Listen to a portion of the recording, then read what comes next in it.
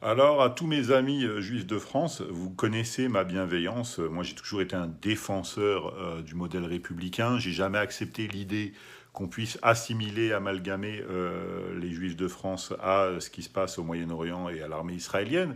Quand bien même certains parmi nos compatriotes juifs seraient partisans d'Israël, du Likoud, de l'armée israélienne, je leur réserve très volontiers et je défends leur liberté d'opinion. Ça m'a valu beaucoup de déconvenues avec mes propres coreligionnaires.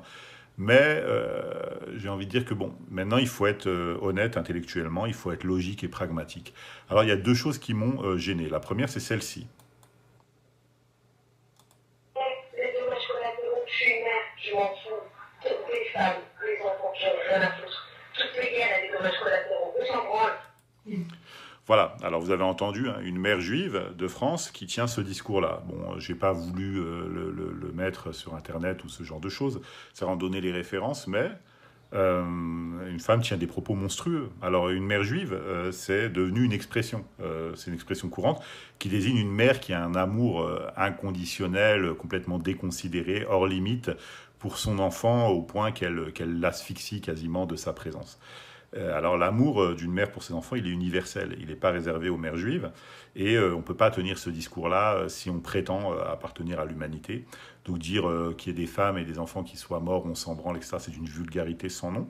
La deuxième chose, c'est effectivement un extrémiste, encore une fois, français, originaire de Lyon, qui s'est réfugié en Israël.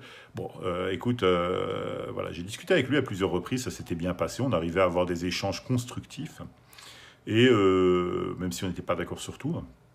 Et un jour, je suis allé dans un live sur TikTok parce qu'il y avait genre une confrontation entre Algérie et Maroc. Et bon, il y avait deux femmes marocaines qui étaient complètement possédées. Hein. Entre nous, honnêtement, voilà, elles étaient complètement haineuses de l'Algérie, qu'elles connaissent pas, bien sûr, mais voilà, c'était fantasmé, l'ennemi. Et puis voilà.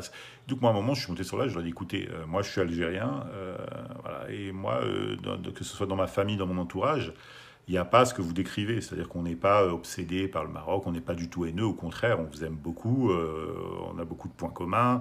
J'essayais d'avoir un discours conciliateur. Et en fait, moi, bien sûr, ça ne servait à rien, c'était complètement folle.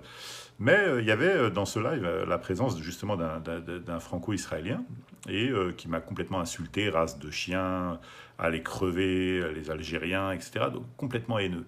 Et il se trouve que, bah, en mettant côte à côte justement son discours à lui à ce moment-là et celui qu'il y a eu dans le cadre de l'affaire Mila, je me suis aperçu que c'était la même personne. Donc il discutait avec moi avec un pseudonyme sous lequel il était identifié, puis en fait, dès qu'il était dans l'anonymat, ou qu'il pensait être dans l'anonymat, il m'insultait vraiment avec un discours de haine, quoi. Donc bon, alors moi je veux bien. Et on nous a demandé au 7 octobre, ce qui était normal, de condamner fermement, sans ambiguïté, les événements du 7 octobre, parce que c'était normal de le faire. Et moi je l'ai fait, j'ai été parmi les premiers à le faire. Et ça m'a valu encore une fois des déconvenus. Mais par contre, quand on nous demande, à nous, franco-musulmans, de refouler, y compris à l'international, nos propres extrémistes, on ne peut pas admettre de la justice française et de l'institution française qu'elle ferme les yeux sur les extrémistes qui se trouvent ici, en France.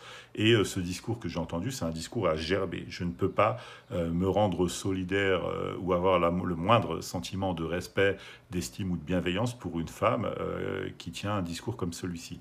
Donc mes amis juifs, moi je vous invite à faire exactement la même chose que ce qui nous est demandé à nous régulièrement, c'est-à-dire faire le ménage parmi vos propres extrémistes. Parce que, effectivement, on peut discuter de tout, mais par contre, on ne peut pas faire l'apologie de ce qui s'est passé à Rafah ces derniers jours et ces derniers temps. C'est-à-dire que, bon, ok, qu'on aille faire la chasse aux combattants ou aux terroristes du Hamas, c'est pas le débat, c'est vous qui voyez, vous utilisez les termes que vous voulez, ça c'est une chose. Mais par contre, qu'on puisse faire l'apologie d'un meurtre qui a eu lieu à partir d'un avion de chasse qui a bombardé un camp de réfugiés au terminal de Rafah, qu'en France, ici, on puisse faire l'apologie de ça dans l'impunité, je ne suis pas d'accord. Je ne peux pas vous soutenir dans cette mesure.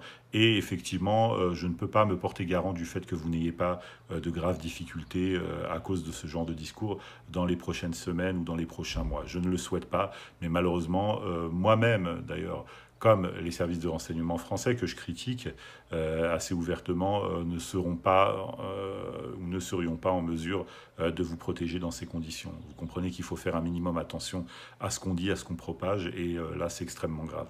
Voilà, je vous souhaite une excellente soirée, je vous aime tous, qui que vous soyez, et je vous dis à très bientôt, salut.